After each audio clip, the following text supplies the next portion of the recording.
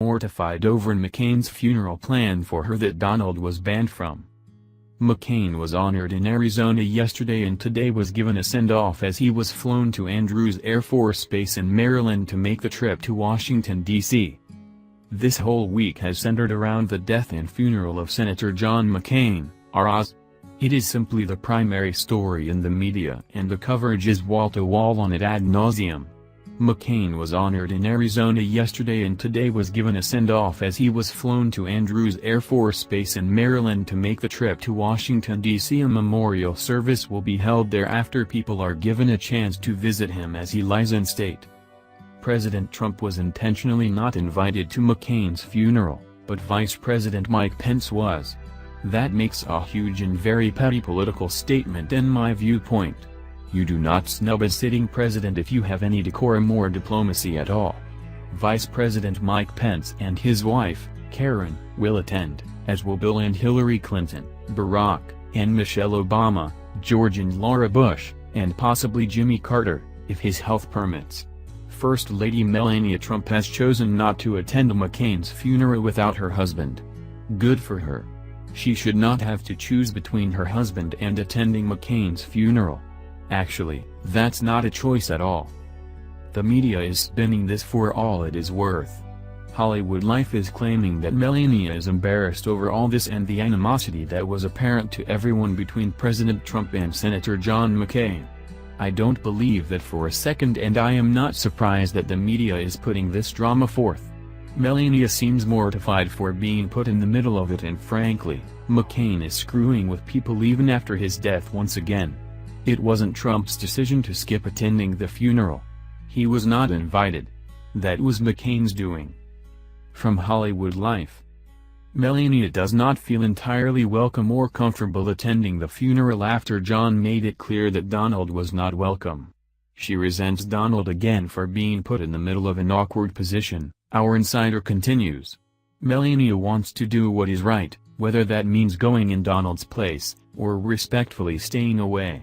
But she feels humiliated that this is an issue and blames her husband again for putting her in another challenging situation.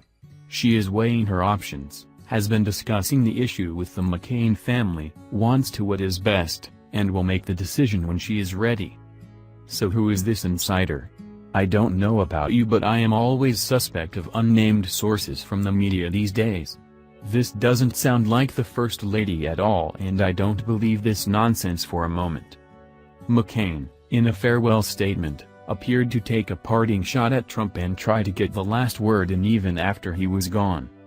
We weaken our greatness when we confuse our patriotism with tribal rivalries that have sown resentment and hatred and violence in all the corners of the globe, McCain wrote in his letter. We weaken it when we hide behind walls, rather than tear them down, when we doubt the power of our ideals, rather than trust them to be the great force for change they have always been.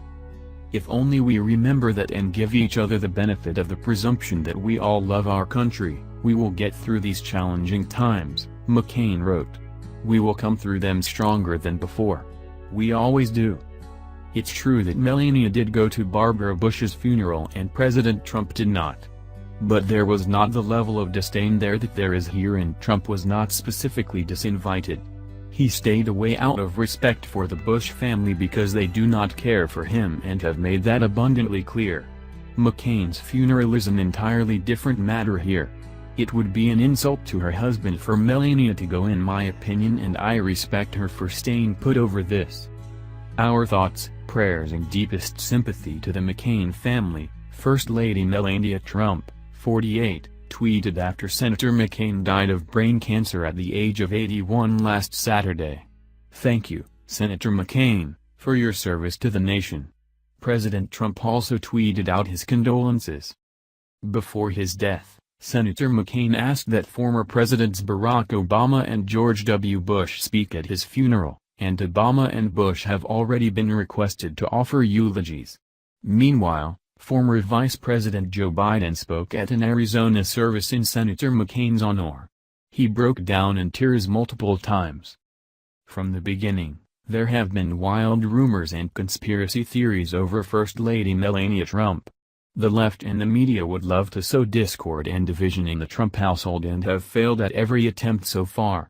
I highly doubt that the death of Senator John McCain will